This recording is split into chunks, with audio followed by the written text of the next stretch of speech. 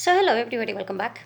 I wanted to talk to you about food again. So, grab your coffee or tea and your notebook because you might need to take notes about this one.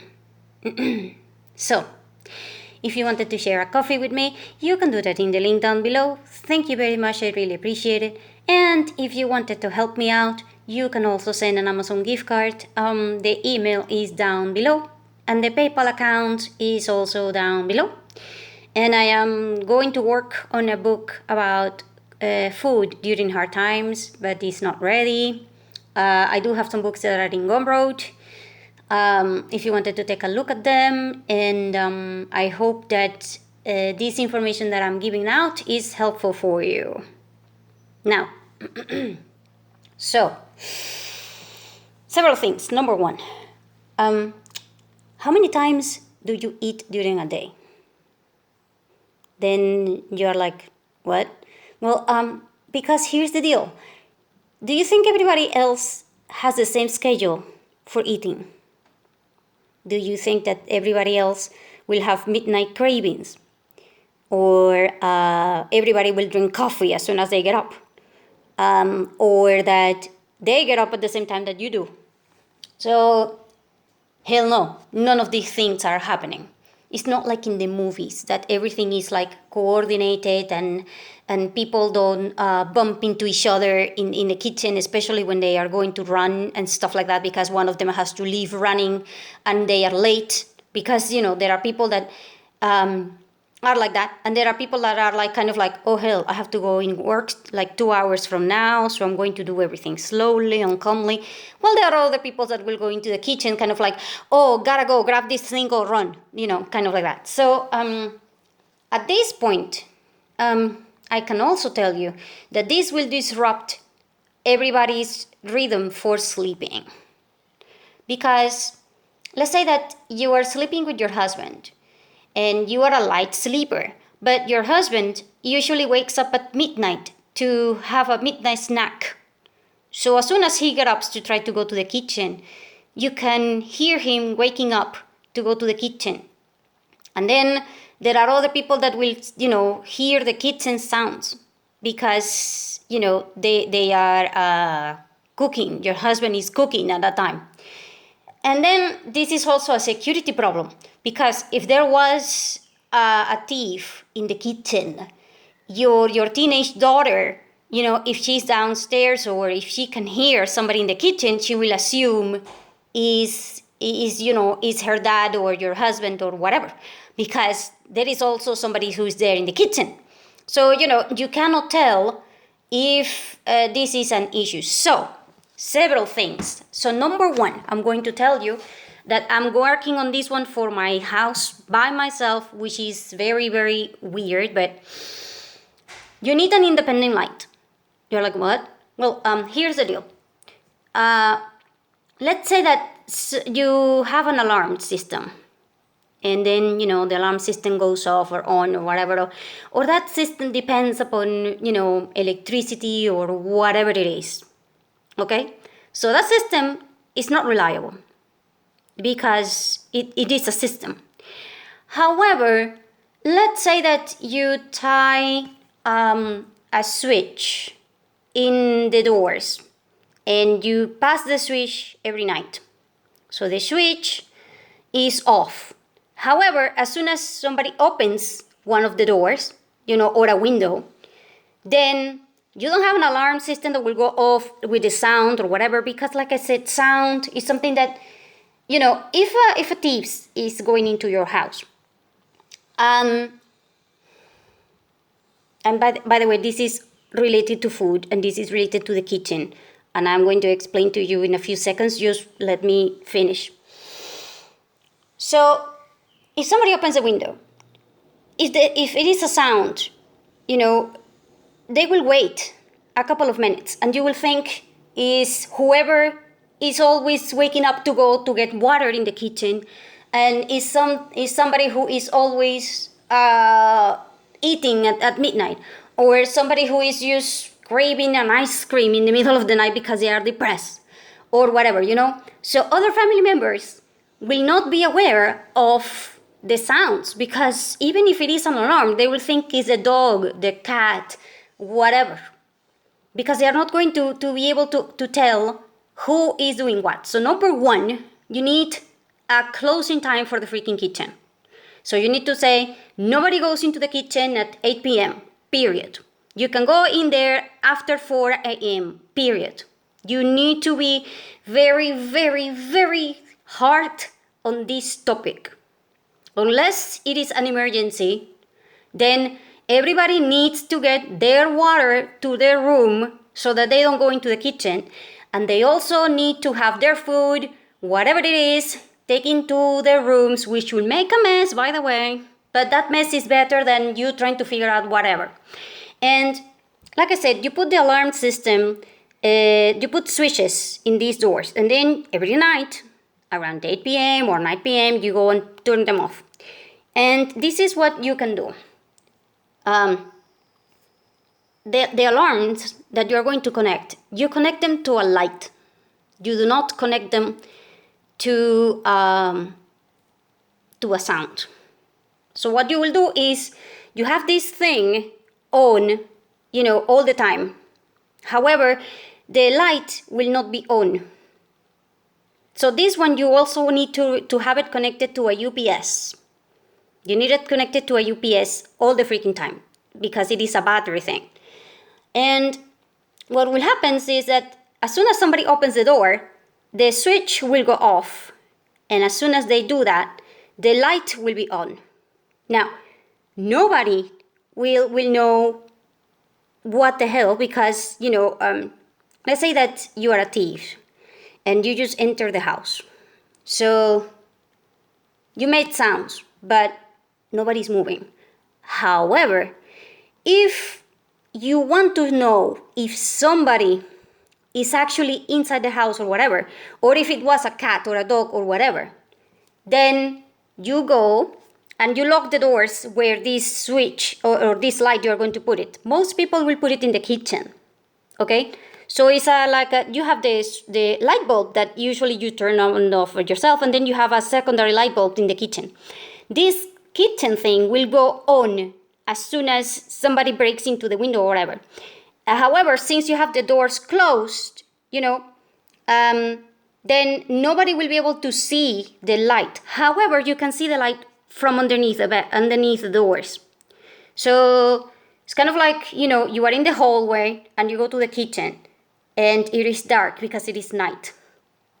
You will know for sure if the light in the kitchen is on or if it is off, because the light will do like a lightening shadow thing in the bottom, and everybody will be able to tell. Now, you didn't have a problem before with the sound because you were always assuming that you were tired because you could assume it was the dog or whatever. But now that the light is actually on, you know for certain that somebody broke into the freaking windows and doors and everything. Now, making this system work, it takes, hell, I don't know how to do it. I have a friend that did it. He is an electrician. You need an electrician to do this because the light has to be on 24 hours a day. However, it will not have the light bulb working. The light bulb will work as soon as somebody, drops like the switch in one of the I don't know how to put it, in one of the windows and stuff. So I'm working on that one, and if I understand how it works, I will probably show it to you. But if you have somebody that knows about electricity, they will certainly know what the hell to do. But I'm telling you that you want this in your kitchen, and so all you need is to close your kitchen every night at 8 p.m. Make sure that everything is off, and then just make sure that the switch are on and everything, and then you are certain now. And if you get up and then you see this, then you need a plan, because now that the kitchen is on, you might need to knock on the kitchen and or move it, because for all I know, the kitchen might be sounding because, again, somebody in your house broke the rules and they are eating at midnight. So you are going to be very worried when you have other people, especially, let's say that your mother moved in and she doesn't know. So you don't want to tell anybody about this system that you have with the lights, but you do, only your family members, like immediately family members. But you do need to tell other people about your ruling for the kitchen. Because if you have, like I said, if somebody, a neighbor wants to steal things from your house, and they know you have visitors and stuff like that, they know that you will be distracted, and they know that you will assume whatever sound they make, it's going to be your mom who is visiting and stuff like that. So, like I said before, you cooking and being in the kitchen is not about cooking. I mean, it's not about just the freaking food. It's about everything, because the kitchen is the center of the universe in every single household that you go to. Unless, it is a social bachelor kind of guy or something like that they don't eat, they don't cook, they don't eat, and they are not family oriented, and they are just party oriented, and in that case, it will be the living room. So, if you are a party people or something, then you put this into the freaking living room. I don't know where you can put it, but the point is that, if something is happening in your living room and you're a party person, you are not going to think that this is a thief or whatever. You're going to think, oh yeah, that's a cat, that's whatever. Oh hell no. And that's a problem, because usually where people are gathered to cook, to eat, to bring water, to drink water, whatever, it's a place that you can expect to be noisy. And since you can also expect it to be noisy, you can let's say that this is also a secondary problem, which is, let's say that you have an aunt, and your mother or your aunt or your husband always wake up at 4 in the morning to prepare freaking coffee. And then you're like, Dad, what? Well, what the hell are you doing? I'm trying to sleep. And then he's like, it's 4 in the morning, wake up, drink coffee. And you're like, oh, what? Oh, no, hell no. So, see, there is a lot of people that will be like that. And by the way, when they are making coffee, they will be banging doors, they will be, moving things around, and it will be very noisy. And some people will do this at 4 in the morning, some people will be at 5 in the morning. And I have known some people that will do this at 3 in the morning. So, if you are a person that requires sleeping like a normal being, that you sleep like 10 hours a day, or at least you try to do it, oh my god, this is going to drive you crazy. By the way, I am the one who is always making a hell of a lot of noises when I go into the kitchen at usually around 6 in the morning. That's why my mom said, oh hell no, you are out of the freaking kitchen, and you are forbidden to the kitchen unless I have already gotten into the kitchen. So this is going to be fighting between families and family members, because it's a thing. Some people actually need to wake up at 5 in the morning and prepare breakfast at the time because they are leaving for work. And you cannot help it. So, and you need to come up with a schedule, or you need to come up with some sort of way to reduce the noise between those times, because you probably are not going to be able to reduce the traffic. However, you do need to limit traffic between, like I said, 8 p.m. and 4 a.m. or something like that. My schedule here is around 9 p.m. to 4 a.m. Some people will put it 6 a.m. because, they're like, oh, hell no, we're sleeping. Other people will be like, oh no, hell no, we're working, so we need it to be 3 a.m. because I need to get up at 3 in the morning. So you need to figure out everyone's schedule, which is not your schedule. And you cannot assume that everybody's schedule will be the same, because it's not. And also you need to understand that nobody has the same sleep pattern. There is 1 in every 8 people actually are night owls. They don't like sleeping in the night. Like me, for example. I can sleep during the day, but most of the time I would rather sleep during the day, and I would rather be at night, wake up. But, and I can do middle, I can do both. But I will prefer working at night. But other people go kind of like, oh, hell no, I'm sleeping, I'm too tired, or whatever, And it will all depend also on the work schedule that you get. And there are a hell of a lot of other things that are involved into this. So you need to sit down with your family, come up with an arrangement, and then make sure that everybody has their own, let me show you. See? Their own thing in the room so that they can get the water. Because you need everybody to have their own water in their rooms and a little bit of snacks. However, if you allow snacks into the rooms, you need to understand that is for a fact 100% certain you will have cockroaches and stuff. Even if you don't have the entire habit of bringing the snacks into the rooms. And I can tell you right now that even if you do not have this habit, your kid may have it. Your teen may have it. Your husband may have it.